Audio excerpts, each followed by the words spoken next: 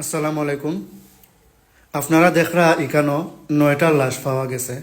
তো এই 9টা লাশ কই থেকে পাওয়া গেছে আপনারা বিস্তারিত হইলাম। এটা নবীগঞ্জ রোড, যদিও মৌলভীবাজার থানা এখান ধরে গ্রাম শেরপুর। এখানে যেন 6 লাইনের খাজ চলে, রাস্তার 6 লাইনের খাজ।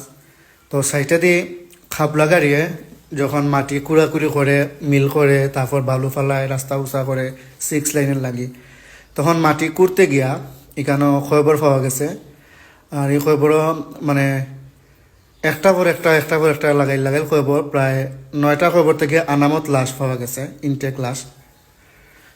আর এখানে দেখতে পাররা এখন আউট সাইডে ডাঙ্গর ফেটনা যেটা কয়, ও সাইডে কেন খবর কুদা হয়েছে আবার 9টা লাশে দাফন করার লাগি।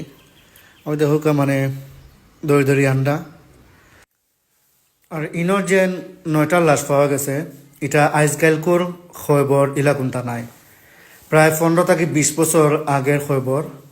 যেখানেও মনে করিলেন গাছ উঠিয়া, ডুগরা গাছ উঠিয়া, সব জাত বন বাটি পাতা অনেক কিছু গাছ গাছালি উঠিয়া, মানে খবর কেন আছে করে বোঝাই গেছে না বা বোঝা যান না। যার কারণে যে কজন লাশ পাওয়া গেছে, তারা মরদেহর যে আত্মীয় স্বজন আছে তারা এখানে কেউ নাই। কারণ কেউ জানতা না খার খবর কেন, বা 15-20 বছর আগে খেয়ে মারা গেছলা, এরকম কিছু মানে কেউ জানতা না হিসাবে এখানে কেউ রাতিও আইসুন না।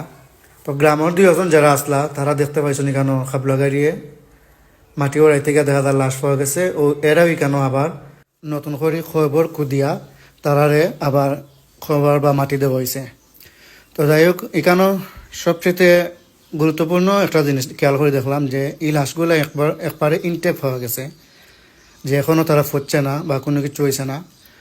আর কয়েকটা খবর থেকে পাওয়া গেছে এটা এক মাথাত কুলি আর এক মাথায় ফাতা ফাওয়ার আড্ডি, এরকম চিতলাইল। যেগুন চিতলাইল পাওয়া গেছে এগুন আলাদা তো হয়েছে, আর যেগুন আনামত পাওয়া গেছে এগুন আনামত ভাবে আবার দাফন করিয়া খবর দেলা।